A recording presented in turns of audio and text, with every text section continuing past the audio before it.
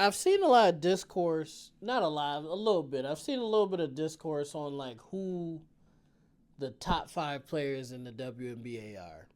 Right? I've seen different lists. I've seen different variations of lists, and it all has similar players in it. It's all relatively similar, no matter what order you have it in. For me, Asia Wilson is the best player in the world. Right? She's a defender. She's a scorer. Can't nobody stop her, and she stops everybody she checks. She's a champion, MVPs, Defensive Player of the Years. Like she's by far, not by far, but by a pretty good margin, the best player in the world, the best WNBA player in the world right now.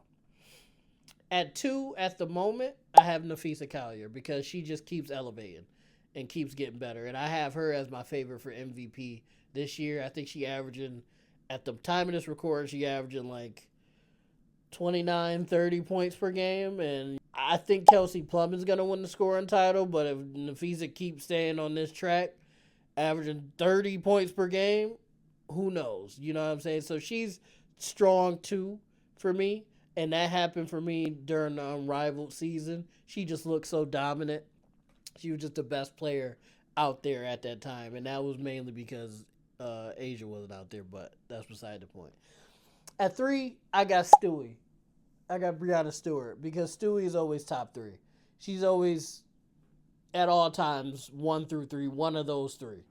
That's just who she is. Stewie is just a great player, one of the greatest of all time. She just won a championship. Stewie is always going to be top three until she hangs it up or she has a very steep fall off, and I just don't think that's going to happen anytime soon. 4 and 5, to me, is up in the air. To me, I've seen people say Alyssa Thomas, which is very understandable. She's a triple double threat at all times. One of the most well-rounded, all-around players that you could find. She literally is a Swiss Army knife. She could do everything, and she does everything well.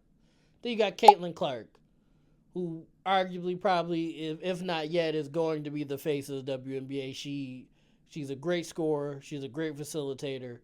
And she's brought so many eyes to not only the WNBA, but women's basketball. And she got to get credit for that. But to me, I think there's another player that need to be in there that hasn't been. And I think it's because she's just super underrated. And that's Sato Sabali.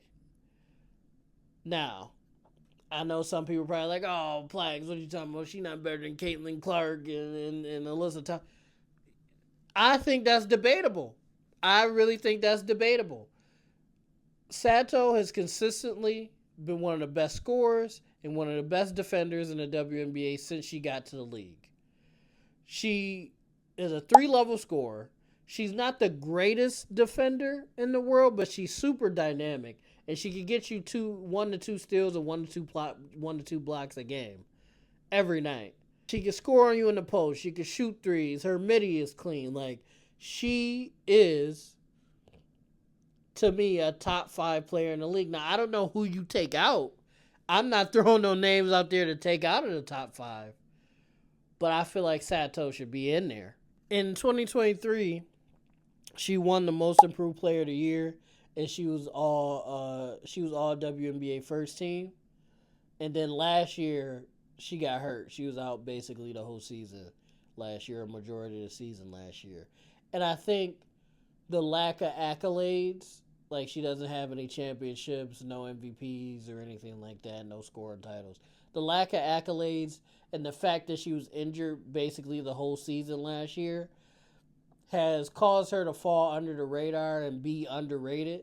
And with this new influx of women's basketball fans and WNBA fans, I feel like she's just, like I said, falling under the radar of that. Because, again, you see Asia Wilson, you see Nafisa Collier and Caitlin Clark, and Stewie just won a championship, and Alyssa Thomas. You see these players, and you're like, oh, this is the cream of the crop, which it is. It is. Those are the best of the best. But then you have players like Sato that just fall under the radar and kind of are underrated and being disrespected. for her career, she averaging what? Like she averages 16 points per game, 7 rebounds, like 4 assists, a steal, and a block every day, and that's for her career that she's averaging. And this year, she averaging like 22 and 7 for the Mercury. She going crazy, and I just wanted to give her flowers because I feel like she's been super underrated. I think this is gonna be a Tyrese Halliburton situation because Halliburton coming into the season this year, and towards the end of last year, coming into the season this year, and half of the season this year, he was being called overrated and why was we hyping this dude up and all this stuff. Even me, I did a video on PLAX TV saying what happened to Tyrese Halliburton, and now at the time of this recording, he up 2-0 against the Knicks. He been clutch as hell. He doing the choke sign like he Reggie Miller. He's going fucking nuts. The Pacers might end up going to the finals. They could win it on the back of Tyrese Halliburton. Now, again, there's other guys helping him, like Neesmith has been playing great.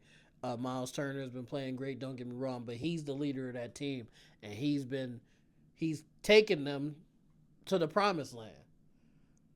Word to Moses Malone, like he's taking them to the promised land. I think throughout this season, as the season goes on, I think Sato, people go start watching her more and seeing her game and be like, oh shit, who the fuck is that? That's Sato Sabali, brother. And I honestly think she should be considered in that top 5 conversation. Yes, does she have to, get a couple accolades, get a couple more accolades? Yes. Is she coming off of injuries? Yes, but she hasn't slowed down. The injury obviously ain't do shit because she's still averaging 22-7 right now. But if you don't know who I'm talking about, or if you're not really sure, if you're like, oh, PLAX, what the fuck do you know? Check her out.